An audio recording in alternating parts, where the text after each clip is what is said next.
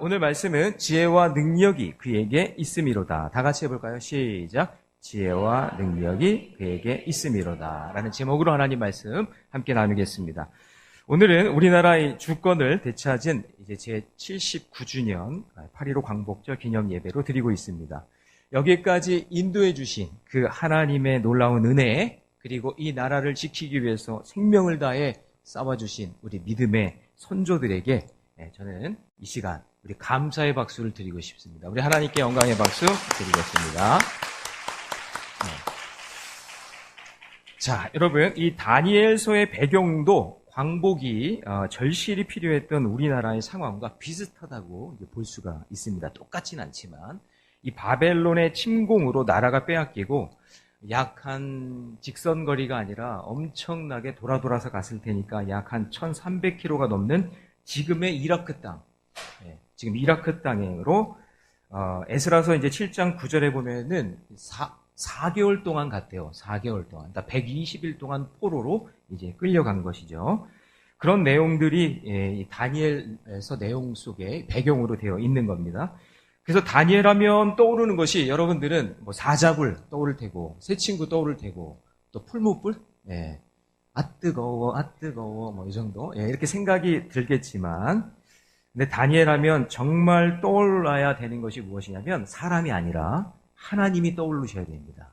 하나님께서 그 사람을 사용하신 거고, 하나님께서 그 길에 인도해 주신 거고, 하나님께서 그 연약한 사람을 사용하셔서 구원의 역사를 이루어 주셨다.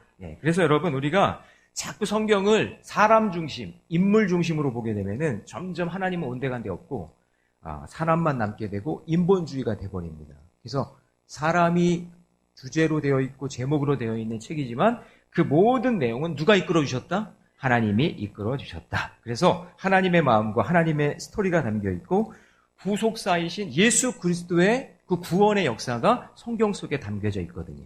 그 은혜를, 그 예수 그리스도의 사랑을 찾아낼 수 있다면 여러분 정말 지혜로운 성경 읽기를 하고 있는 겁니다. 다니엘은 하나님이 사용하신 도구이고 모든 일을 주관하시고 역사하신 분은 하나님이라는 사실을 여러분 꼭 기억하시기 바랍니다. 자, 옆에 사람과 다시 한번 인사합니다. 하나님이 주인공입니다. 주인공입니다. 자, 그래서 8.15 광복의 역사도 8.15 광복의 역사, 아니 우리나라 전체의 역사도 그런 관점으로 전능하신 하나님께서 훌륭한 믿음의 선조들을 보내주신 것이고 온 백성들이 나라 사랑하는 마음을 주셨기에 할렐루야, 광복을 우리가 누릴 수 있었는지 믿습니다. 그것이 그냥 거저 얻은 것이 아니라 하나님께서 우리의 마음을 움직여주시고 하나 되게 하셔서 그 광복의 기쁨을 누리게 하신 줄로 믿습니다. 그래서 우리가 이렇게 해석할 수 있을 때 하나님으로부터 받은 지혜와 능력으로 우리도 그런 일들을 할 수 있고 감당할 수 있는 소망을 얻게 되는 것이죠.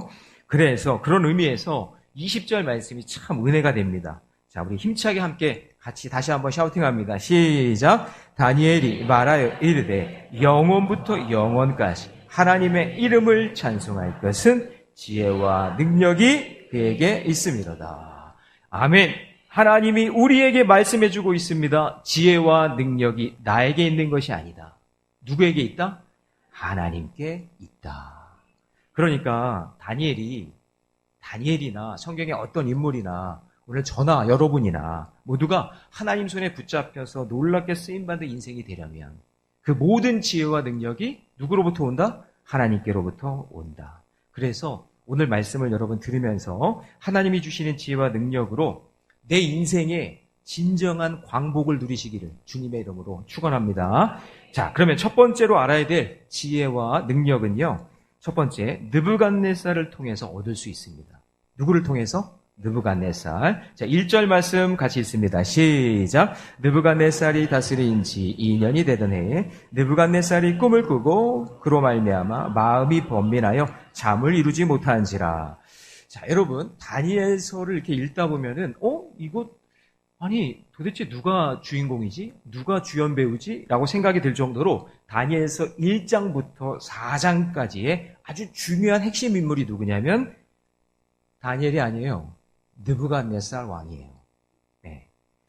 바벨론은 지금 이제 이라크 지역인데 여러분 빨간색을 보시면 이제 학자들마다 조금 차이가 있지만 지금보다 훨씬 넓은 땅을 이제 바벨론 제국이 이제 차지하게 됐어요. 그걸 어떻게 알 수 있냐면은 그 느부갓네살 왕이 새겨져 있는 그 동전 화폐가 발견된 지역, 그 지역을 조사하다 보니까 저렇게 넓은 땅을 차지하게 됐다라는 거죠. 그러니까 대단한 정복왕입니다.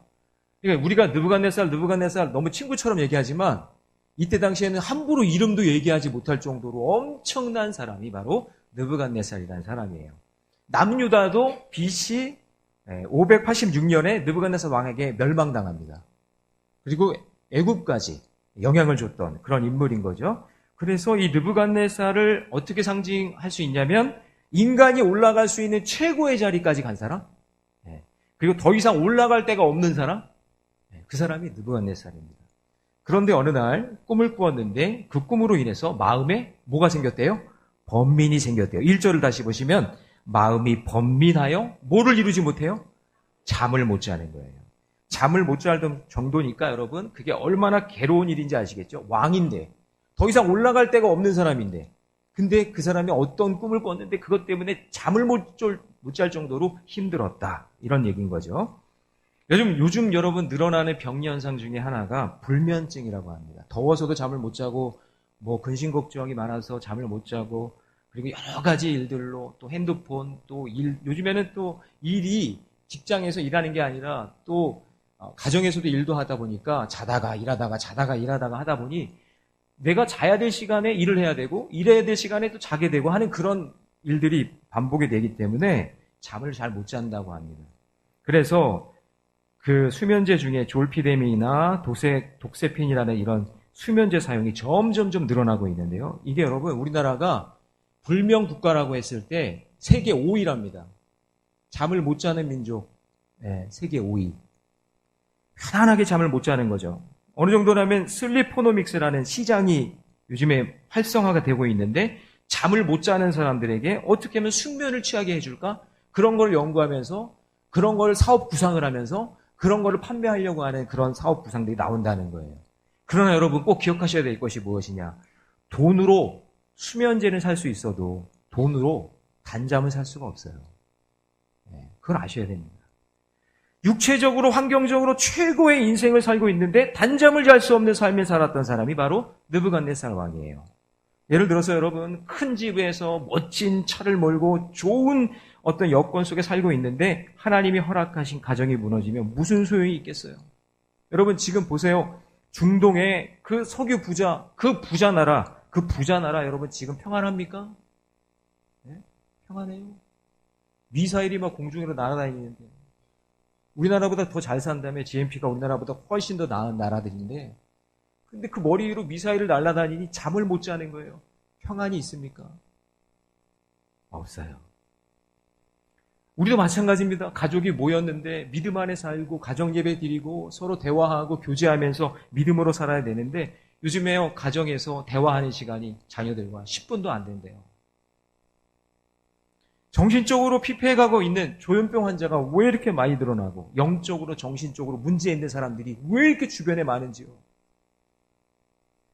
여러분 하나님이 우리를 사랑하시는 표현 방법 중에요. 뭐 엄청난 것을 우리에게 주셔서 그거를 누리면서 하나님이 내가 너 사랑한다. 내가 너 이렇게 사랑하니까 내가 이렇게 많이 주는 거야 하는 그런 사양 표현이 아니라 주님은요 이렇게 말씀하세요. 시편 127편 2절 같이 읽습니다. 시작. 너희가 일찍 일어나고 늦게 누우며 수고의 떡이 먹음이 헛되도다. 그러므로 여호와께서 그의 사랑하는 자에게 사랑의 표현이 뭐예요? 하나님이 우리가 너희를 내가 사랑한다 그랬을 때 평안한 마음으로 잠을 한번 신나게 자는 거예요.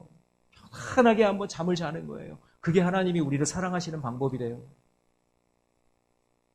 그런데 모든 것을 다 가지고 있는 느부갓네살이 꿈을 꾸고 후에 두려워서 잠을 못 자요. 그런데 여러분 바벨론 안에 있는 최고의 지식인들을 모아다가 그 꿈의 내용, 해몽을 물어봤지만 풀 수가 없는 거예요. 왜 그럴까요? 꿈을 풀 수 없게 말하고 있거든요. 6절 말씀 보면은 너희가 만일 꿈과 그 해석을 보이며 여러분 상식적으로 해몽을 하려면 자기가 꾼 거를 얘기해 줘야 해몽을 할 거 아니에요. 근데 이러는 거예요. 내 꿈도 맞춰봐라 그러는 거예요. 어떻게 맞춰요 그거를? 여러분 우리에게도 살다 보면은 이런 난감한 일들이 일어나죠. 꿈을 꾼 건데 그 꿈을 얘기도 안 하면서 해몽하라고 하고, 그리고 그 해몽 자체도 내가 내 마음에 쏙 들 정도로 해몽이 되는 것도 아니라 해결되는 것도 아니고, 자고 일어나도 몽롱하고 해결은 안 되고 그 사람은 늘 여전히 있고 그 사건은 변하지 않고 답답한 상황 속에 있을 때 나는 선한 의도로 그 일을 했는데 막 문제가 더 심각해지네요. 억울하게 누명을 써서 해결할 수가 없는 그런 일들이 우리 삶 가운데 일어나요. 예를 들어서 다윗을 볼까요? 다윗이 아버지 심부름으로 형들에게 도시락 배달을 갔잖아요. 그런데 거기서 그날따라 골리앗이 보이는 거예요. 그래서 골리앗을 만나게 하시는 그 하나님의 뜻이 뭘까요? 나는 그냥 형들에게 도시락 전달해 주려고 갔을 뿐인데 골리앗을 만나고, 예수님이 어느 날 야 우리 전도지를 좀 옮겨보자 하면서 배를 타고 이쪽에서 저쪽으로 배를 타고 건너가는데 갑자기 풍랑이 만나네요. 예수님이 가자고 했는데도 풍랑이 와요. 예수님이 가자고 했는데 고난이 와요. 하나님이 가라고 했는데 누가 시켰는데 나는 선한 일을 하는데 나에게 고난이 올 때가 있다라는 것이죠. 하나님이 내가 원하지 않는 일을 허락하시고 내가 원하지 않는 사람을 만나게 하실 때는 나를 힘들게 하시려는 목적이 아니라, 여러분 꼭 기억하십시오. 그 일을 통해 그 사람을 통해 성장할 수 있는 기회를 나에게 주시는 거예요.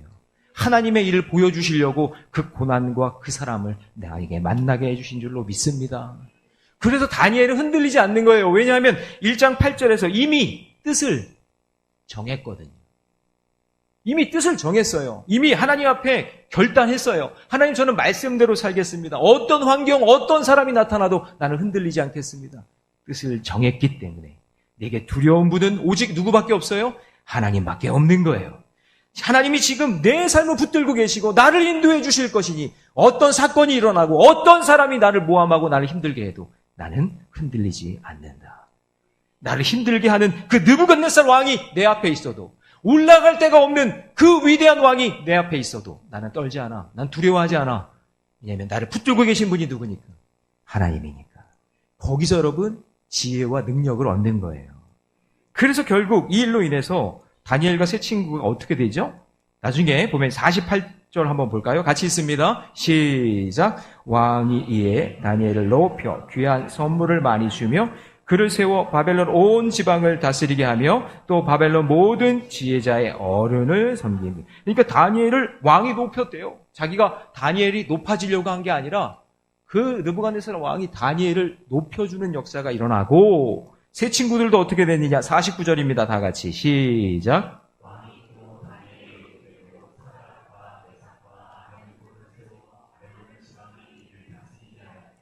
다니엘은 왕궁에 있었다. 자, 여러분, 다니엘이 높아지려고 노력했어요? 다니엘이 높은 관직에 얻으려고 노력했나요? 아니에요. 다니엘이 한 것은 뜻을 정한 거예요. 하나님 말씀대로 살겠습니다. 제가 신앙의 이 가치를 버리지 않겠습니다. 그것만 한 거예요. 그런데 하나님은 사람을 통해서 나를 높여주시고 그 덕에 친구들도 같이 높아지는 거예요. 그러므로 여러분, 나를 찾아오는 어떤 느부갓네살을요, 하나님이 나에게 지혜와 능력을 주시려고 하는구나. 느부갓네살 같은 존재가 여러분들을 흔들거나 그런 어떤 어려운 일들이 여러분들에게 왔을 때 그거를 기회로 여기고, 하나님이 나에게 지혜와 능력을 주시려고 하는 거구나. 하나님이 이 일을 통해서 놀라운 일들을 이루려고 하시는 거구나. 라는 것을 깨닫는 지혜가 있기를 주님의 이름으로 축원합니다. 자, 두 번째로 알아야 될 지혜와 능력은요, 함께 기도하는 공동체 안에서 얻을 수 있습니다. 자, 우리 17절 말씀 같이 있습니다. 시작. 이에 다니엘이 자기 집으로 돌아가서 그 친구 하나냐와 미사엘과 아사랴에게 그 일을 알리고. 자, 여러분, 다니엘이 환난과 고난을 만나자 제일 먼저 한 일은 뭐냐면요, 기도의 동역자가 있는 자기 집으로 돌아갑니다. 자, 여러분, 여기서 그냥 내 집, 내가 편하게 쉴 수 있는 그런 집이라고 생각하면 안 되고, 여기서는 기도하는 공동체가 있었다라고 보시면 돼요. 그러니까 함께 기도하고 함께 말씀을 나누는 그런 믿음의 공동체가 다니엘에게는 있었던 거예요. 자, 이 말은 다니엘에게는 함께 기도하는 공동체가 어떤 모습이었냐면, 자, 18절 같이 읽습니다. 시작. 하늘에 계신 하나님이 이 은밀한 일에 대하여 불쌍히 여기사 다니엘과 친구들이 바벨론의 다른 지혜자들과 함께 죽임을 당하지 않게 하시기를 그들로 하여금 어떻게 했어요? 구하게 했다. 함께 기도했다. 여러분, 기독교는 기도교인 줄로 믿습니다. 예. 그러므로 여러분, 성도들이 모이면요, 제일 먼저 해야 할 일은요, 수다 떠는 게 아니라, 오늘 뭘 먹을지 물어보는 게 아니라, 기도하는 거예요. 매실청 어떻게 담그느냐 그런 얘기 하지 마시고요. 김장 어떻게 해야 되는지 그런 얘기 하지 마시고요. 나라 돌아가는 일 그런 얘기 하지 마시고요. 제일 먼저 모이면 기도부터 하시기를 축복합니다. 제일 먼저 해야 될 게 기도. 그래서 성도는요, 어딜 가든지 어디에 가서 앉든지 제일 먼저 기도하는 거예요. 제가 김정수 권사님 다리 다치시고 그래가지고 신방을 이제 갔어요. 신방을 가고 이렇게 나오는데 우리 속장님이 목사님 연희동에서 최고로 맛있는 냉면집을 알고 있는데 그 냉면집에 가서 냉면 먹고 싶다고 그렇게 얘기하는 거예요. 그래서 그러시냐고 알겠다고 해서 갔어요. 그래서 제일 먼저 가서 하는 게 뭐냐면은 앉아서 기도했어요. 하나님 감사합니다. 이렇게 했더니요. 글쎄 모밀전이 공짜로 나오는 거예요.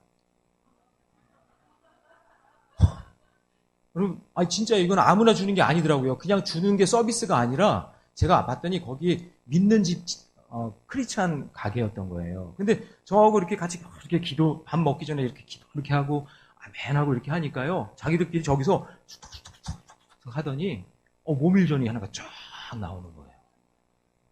우와. 근데 여기서 끝나는 게 아니에요, 여러분. 모밀전이 아니라 그리고 이제 맛있게 막 먹었어요. 근데 나가려고 막 이렇게 하는데 계산이 다 됐대요.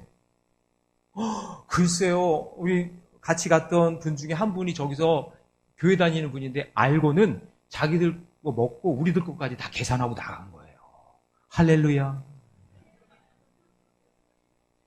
여러분, 우리가 이런 생각을 해요. 목사님, 이렇게 목사님 봤으니까 그렇게 할 수도 있겠죠. 여러분, 그게 아니라 여러분 어느 자리에서든지 기도로 시작하세요. 기도로 하나님께 뭔가를 구하세요. 여러분의 시작이 기도가 되셔야 돼요. 아침에 일어나서 눈 뜨면 핸드폰 먼저 보지 말고 기도 먼저 하세요. 하나님 생명 주셔서 감사합니다. 이렇게 심장 뛰고 있으니 감사합니다. 오늘 하루도 하나님께 맡깁니다. 기도하는 백성에게 하나님께서 축복해 주실 줄 믿습니다. 교회든지 가정이든지 소그룹이든지 부흥하는 공동체의 특징은요, 기도하는 거예요. 부흥하는 교회 속해 선교회를 보면은요, 부흥하는 속해 선교회 이렇게 보면은요, 모이면 그렇게 뜨겁게 기도해요. 영적 분위기가 달라요. 제가 경험한 부흥하는 교회들을 보면은 비가 오나 눈이 오나 진짜 새벽마다 나와서 기도하는 분들이 계시더라고요. 진짜 부르짖는 그 기도하는 분들이 계시니까 그 교회가요 부흥하는 거예요. 그 교회가 살아나는 거예요. 만약 다니엘이 기도하는 사람이 아니었으면요, 집에 오자마자 친구들에게 막 그러지 않았을까요? 느부갓네살을 엄청나게 욕하지 않았을까요? 야, 뭐 저런 왕이 다 있냐? 아니, 꿈에 대한 얘기도 하지 않으면서 해몽으로 하라 그러고. 야, 진짜 간 4살밖에 안 된 것 까불고 있어. 느부갓네살. 모이자마자 기도 안 하고요, 막 욕하고 흉부터 봤을 거라고요. 우리의 모임이 우리의 가정 속의 선교회에서 세상 돌아가는 이야기 그만하시고 남 뒷담하는 거 그만하시고 모이면 기도하고 뜨겁게 찬양하고 흩어지면 복음 전하고 생명 살리는 일 하세요. 부탁을 드립니다. 세상 얘기하지 마세요. 누구 흉보지도 마시고 누구 남 얘기하지 마시고 속해 모였으면 그냥 말씀 읽고 기도하고 그리고 교제하고 그리고 나누면 돼요. 괜히 세상 이야기하고 누구 이야기하고 막 그러다가 전해지고 당신만 알고 있어? 비밀이야? 아이고 참말 다 전해집니다. 다 전해져요. 제 귀까지 들어와요. 그 사람 때문에 이것 때문에 이런 일이 일어났다고요. 여러분, 기도로 시작하세요. 기도. 부탁을 드립니다. 우리 은혜교회 성도 여러분, 기도하세요. 기도하지 않으면 교회의 미래는 없어요. 자, 여러분 18절 말씀에서 그것을 제가 증명해 보입니다. 자, 18절 말씀 같이 있습니다. 시작. 하늘에 계신 하나님이 이 은밀한 일에 대하여 불쌍히 여기서 다니엘과 친구들이 바벨론의 다른 지혜자들과 함께 죽임을 당하지 않게 하시기를 그들로 하여금 구하게. 자, 여러분 여기 보면 이런 표현이 나와요. 은밀한 일. 은밀한 일. 여러분 여기 본문에서 은밀한 일은 느부갓네살의 꿈에 대한 내용과 해석이에요. 그죠? 이거를 여러분 우리에게 적용하면 이런 거예요. 여러분 느부갓네살의 꿈을 우리가 어떻게 알아요? 다니엘이 어떻게 알아요? 이 은밀한 일은 내가 해결하는 문제가 아니에요. 하나님이 보여주셔야 하는 거예요. 내 힘으로 하는 일이 아니에요. 내 노력으로 안 되는 일이에요. 그거를 뭐라고 그러냐면 성경에서는 은밀한 일이다 그러는 거예요. 근데 결국 뭐냐? 내 힘으로 안 되고 내 노력으로 안 되는 영역은, 그러면 그 영역은 누구의 영역일까요? 하나님의 영역인 거죠. 내 영역이 아닌 거니까. 하나님만이 하실 수 있는 일이에요. 생로병사 하나님 영역이에요. 흥망성쇠 하나님의 영역이에요. 생명을 살리는 일 누구 영역이에요? 우리는 그냥 도구로 쓰임 받을 뿐이지 생명 살리는 일도 하나님의 영역이에요. 그래서 내가 할 수 없는 은밀한 일이기에 우리가 함께 모여 기도할 수밖에 없는 거예요. 그 은밀한 일을 하나님이 이루어 주세요. 하나님이 함께 해주셔야 됩니다. 그래서 우리가 기도해야 되는 거예요. 은밀한 일을 해결하시는 분은 하나님밖에 없으니까 그것을 인정하고 하나님의 기적을 구하며 기도하는 거예요. 여러분, 기도하지 않는 사람은요, 계속 말만 해요. 문제만 일으켜요. 기도 안 하니까. 기도의 언어를 잃어버려요. 그래서 여러분, 기도도 훈련이에요. 기도를 안 하면 기도의 언어를 잃어버려요. 그래서 말씀 암송도 계속 말씀 암송하는 사람이 느는 거지. 왜냐면 그 워딩이 그 말씀의 언어가 있기 때문에 그거를 계속해서 묵상하고 암송하는 사람이 잘 암송하고 깨닫게 되는 거지. 갑자기 한다 그거 안 돼요. 안 되는 거예요. 그래서 앞으로는 여러분 고난이네 핍박이네 갈등이네 문제네 이렇게 말하지 마시고요. 하나님이 허락하신 은밀한 일을 나에게 보이시려고 하는구나. 하나님께서 나에게 기도하라고 하시는구나. 이게 기도의 언어예요. 어떤 사람은 그래요. 고난이 왔어. 핍박이 왔어. 막 부정적인 이야기를 막 쏟아내요. 그렇지만 기도의 언어가 있는 사람은, 성경적 언어가 있는 사람은, 신앙적 가치관이 있는 사람은 뭐라고 얘기하냐면 그거는 하나님이 하실 은밀한 일이야. 우리가 기도해야 할 일이야. 하나님께서 해결해 주실 일이야. 이렇게 얘기한단 말이죠. 달라요. 말하는 게 달라요. 그래서 여러분 교회에서 하는 일을 잘 보세요. 교회에서 하는 일은 대부분 은밀한 일이에요. 가족 문제, 자녀 문제, 건강 문제, 물질 문제, 진로 문제. 저에게 여러분들 이런 문제들로 저에게 기도를 요청하잖아요. 그러면 여러분 제가 능력이 많아서 지혜가 많아서 그거를 제가 해결하나요? 아니에요. 그거 다 하나님이 하실 일이잖아요. 은밀한 일이에요. 그럼 저는 뭐 할까요? 그냥 기도하는 거예요. 누구에게? 하나님께. 교회에서 하는 일이 다 은밀한 일인 거예요. 하나님만이 하실 일들이니까. 생명을 살리는 일, 여러분 쉬운가요? 어려운 거예요. 여러분 여기 와서 이렇게 예배 드리는 게 쉬운 일일까요? 아니에요. 되게 어려운 일이에요. 정말 여기 와서 예배 드리는 거는 정말 은밀한 일을 하나님께서 이루신 거예요. 정말 대단한 거예요. 하나님께서 역사하지 않으면 여기 와서 예배하지 않는 거예요. 함께 모여 주일 예배 드리는 것도, 우리가 함께 속회로 모이는 것도, 선교하고 봉사하는 그 모든 일들도 은밀한 일이에요. 그 사람, 하나님에게 그 사람을, 그 마음을 허락해 주셨기 때문에 봉사도 하는 거지, 억지로 하라고 해서 하는 거예요? 그거 아니에요. 하나님이 그 마음에 그 은밀한 일을 보이셨기 때문에 그 섬김과 봉사가 있는 거예요. 그래서 귀한 거예요. 무슨 리더십 공부를 하고 박사학위가 있다고 여러분 소그룹을 잘 이끌까요? 아니, 절대 그렇지 않아요. 많이 배우고 많이 알면요, 도리어 더 어려워져요. 기도의 언어가 있고 말씀의 능력이 있으면요, 하나님께서 은밀한 일을 보이시기 때문에 그 소그룹과 공동체가 잘 되게 되어 있어요. 그래서 여러분, 오늘 저와 여러분들이 기도할 수 있는 공동체가 있다는 것을 기쁘게 여기시고, 그리고 그것을 감사하게 여기실 때 여러분들에게 하나님께서 능력과 지혜를 주실 줄 믿습니다. 그래서 여러분, 교회 사역은 하나님이 주관하시는 은밀한 일이에요. 생명 살릴 일은 내가 못하는 일이에요. 하나님이 하셔야 되는 일이에요. 그래서 엎드릴 수밖에 없어요. 그래서 기도하는 거예요. 물론 아무것도 안 하고 잘하는 것만 하면 사건, 사고 없이 그냥 평타치고 그냥 평범하게 그렇게 살 수 있어요. 그런데 여러분, 그러다가 내가 잘하는 일이 막혀버리면 그때부터 당황하는 거예요. 그때부터 흥분해요. 그때부터 갈등이 와요. 그런 사람들 기도 안 하는 거예요. 기도하는 사람은 내가 지금 할 수 있는 일, 그리고 하나님이 이루실 은밀한 일, 그것을 위해서 끊임없이 기도하며 하나님께 매달리며 사는 거예요.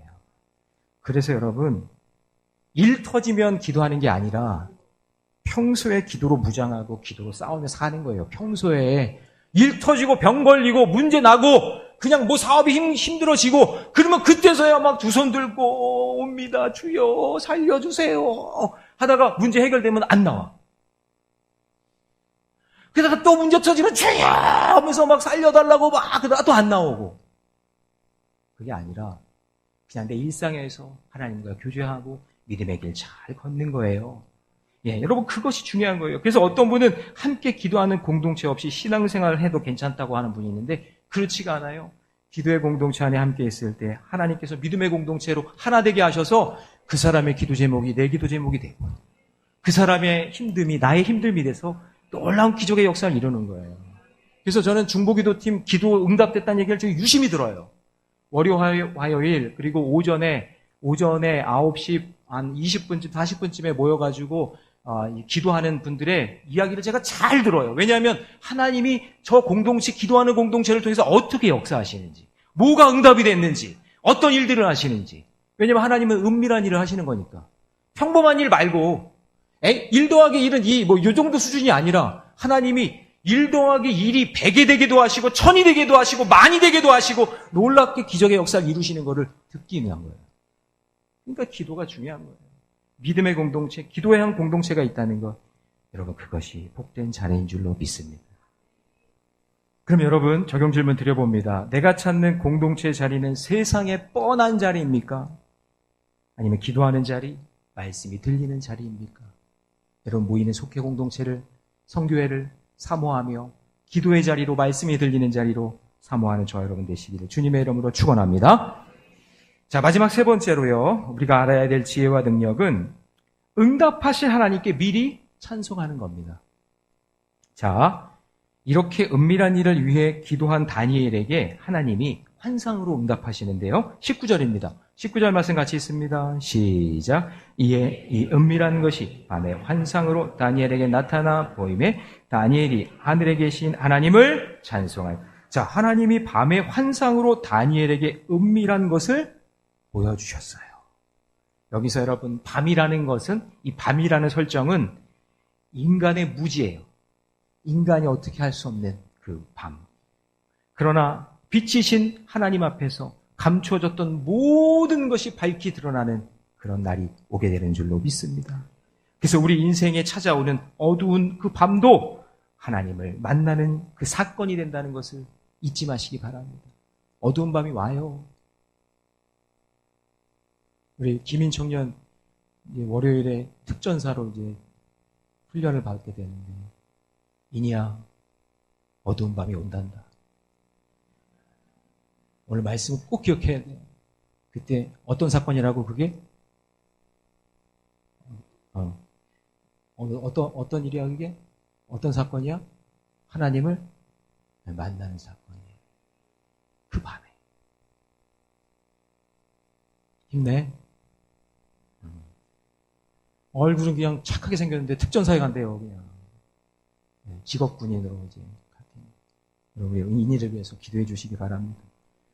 다니엘은 이 은밀한 일의 해결 방법은 하나님밖에 없음을 알기에 자신의 모든 근심과 두려움을 내려놓고 하나님의 뜻에 순종하기로 결심하고 간절히 기도할 때 그 느부갓네살의 그 왕의 꾼 꿈을 하나님께서 환상으로 보여주시는 거예요. 그러니까 아직 느부갓네살 왕에게 해석은 안 했지만 하나님이 그 환상을 보여주는 순간 어떻게 했어요? 하나님을 찬송하는 거예요. 할렐루야! 하나님이 그 꿈을 보여주셨습니다. 하나님, 저에게 응답해 주셨군요. 할렐루야!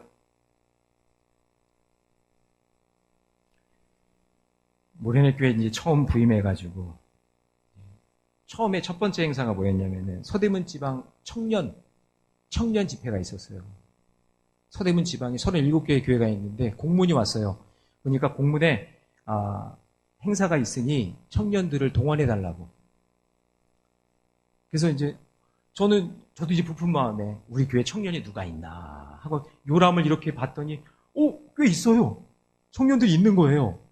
그래가지고는 이렇게 공지를 하고 연락을 해가지고 했는데 충혁이 한 명 딱 왔어요. 자기가 청년부인지도 모르더라고요, 다른 사람들은. 그때 충혁이는 제대하고 5년 전인가? 네, 5년 전인가? 그때 충혁이 제대하고 처음에 저를 만났는데 그때 청년부 한 명 충혁이 딱 왔어요. 제가 스타렉스 몰고 충혁이 옆자리 태우고 아주 정겹죠? 네, 그렇게 이제 수련회를 갔어요. 그래서 쫙 하면서 이제 다 마치고 돌아오는데 충혁이도 저를 처음 만난 거고 저도 충혁이를 처음 만난 거고 제가 충혁이한테 이렇게 말했어요. 충혁아, 야, 우리 다음엔 스타렉스 한 차에 청년들 가득 채우고 다시 오자.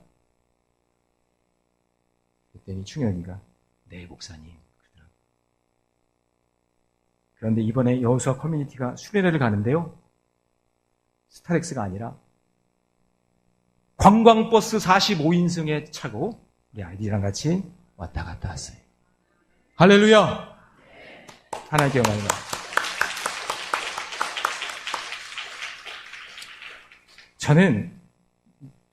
저는 그때 충혁이한테 그렇게 말해놓고 되게 쑥스러웠어요. 이게 꿈 같은 이야기 같고 이게 이루어질까? 자기가 청년인지도 모르는데. 아니 충혁이가 말고 다른 아이들이 아직 이루어진이 아니라 막막했지만 미리 감사하고 미리 찬송하면서 하나님이 그 꿈을 해석해 줄 날이 오겠지. 그걸 보여줄 날이 오겠지. 근데 5년 걸리네요. 5년 걸려요. 근데 스타렉스도 아니라 45인승 관광버스로 하나님께서 응답해 주시는 거예요. 여러분, 저는 이런 생각이 들어요. 당연한 기도의 순환 공식이 있다는 생각이 딱 들었어요. 기도의 순환 공식. 그게 뭐냐면 기도의 내용과 분량이 많은 사람은요. 그만큼 응답의 수도 많아요. 기도의 제목이 많고 기도의 양이 많으니까 기도의 응답의 양도 많은 거예요. 그러면 기도의 응답의 양이 많으면 뭘까요? 감사가 넘치고 찬양이 많을 수밖에 없어요. 그걸 뭐라 하냐? 영적 선순환이라 그래요. 그러니까 잘 보세요. 기도가 많은 사람은 하나님이 응답도 많이 주시죠. 응답이 많은 사람은 하나님께 감사와 찬양을 올려드린단 말이에요. 그러니까 이 맛을 알기 때문에 기도가 계속해서 선순환이 되는 거예요. 그런데 반대로 기도의 양이 없으면요. 그만큼 응답이 없겠죠? 감사도 없겠죠? 하나님 찬양하지도 않아요? 영적인 악순환이 계속되는 거예요. 여러분 지금 여러분의 삶에 영적인 악순환이 계속되고 있다고 지금 느껴진다면 기도의 자리로 나오셔야 돼요. 그 방법밖에 없어요. 기도의 자리로 나와야 돼요. 20절 말씀 여러분 보시면 이렇게 되어 있어요. 같이 읽습니다. 20절 다 같이 시작. 다니엘이 말하여 이르되 영원부터 영원까지 하나님의 이름을 찬송할 것은 지혜와 능력이 그에게 깊고 은밀한 일을 알기 위해서 말씀을 통해 빛 대신 하나님을 알아가니까 하나님께서 그분의 목적과 계획을 발견하게 하시네요. 그 빛을 우리가 기도할 때 우리에게 지혜와 능력이라는 빛을 우리에게 비춰주시는구나. 22절 같이 있습니다. 시작. 그는 깊고 은밀한 일을 나타내시고 어두운 데 있는 것을 아시며 또 빛이 그와 함께. 여기서 말하는 빛은 예수 그리스도겠죠? 그 예수 그리스도의 지혜의 빛이 다니엘에게 있는 거예요. 하나님 말씀대로 살겠다고 뜻을 정한 그 사람에게 하나님께서 그 빛을 비춰주시는 거예요. 저도 목회하면서 여러 가지 고난도 겪고 어려운 문제도 있었는데 말씀을 가까이 하지 않을 때는 그 일들을 내 힘으로 해결해 보려고 내가 왜 이런 일 때문에 고생해야 되고 내가 이런 일 때문에 왜 마음을 써야 되고 하는 억울함과 답답한 마음이 있을 때가 있어요. 겉으로는 아무렇지도 않은 듯 하지만 속으로 막 분한 마음이 생겨요. 그리고 내 죄도 보여요. 내가 이걸 잘못했구나. 내가 이거를 못했구나. 내가 이런 문제가 있었구나. 그런데 그런 순간이 왔을 때 하나님의 말씀의 빛을 가까이 하고 하나님께서 깨달음을 주시는 것을 경험하고 그 순리대로 말씀의 순리대로 기도하면서 살다 보면 어느 순간 뒤돌아보니 하나님께서 그 문제를 해결해 주시고 선하고 복된 길로 인도해 주셨다라는 고백을 할 수 있는 거예요. 그렇게 여러분, 어두웠던 여러분의 삶에 빛을 비춰주시는 그 주님을 바라보고 오늘도 믿음의 길을 굳건하게 걸어가시기 바랍니다. 하나님이 오늘도 막막한 사망의 길을, 그런 막막한 사명의 길을, 목회의 길을, 그리고 내 삶의 길을 걸어가게 하실 때에 지혜와 능력을 주셔서 한 걸음 한 걸음, 한 느낌 한 느낌 보여주시는 은혜를 경험하게 될 줄로 믿습니다. 자, 우리 23절 말씀 같이 읽습니다. 시작. 나의 조상들의 하나님이여.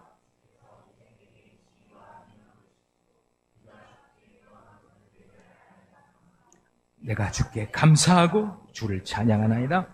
곧 주께서 왕의 그 일을 내게 보이셨나이다 하니라. 할렐루야. 네. 확신이 얻은 거예요. 이미 왕 앞에 서지 않았지만 그 꿈이 뭔지를 하나님이 보여주셔서 확신이 생기니까 도리어 하나님을 찬양하고 감사하는 그런 인생이 된 것이죠. 사랑하는 성도 여러분, 하나님은 왜 지금 이 시점에서 저와 여러분에게 다니엘 말씀을 통해서 느부갓네살 같은 사람을 만나게 하셨는지, 그리고 왜 함께 기도하는 공동체를 이렇게 이야기하시는지, 그리고 왜 환상을 보여주시면서 깨달으라고 말씀하시는지를 여러분 잘 들으셔야 됩니다. 두렵고 답답한 일 앞에서 원망하고 회피하고 혈기 부리고 싸우고 비난하고 하는 그런 모습이 아니라 가만히 기도하는 공동체로 가서 함께 기도하면서 그 문제를 해결해 보시기 바랍니다.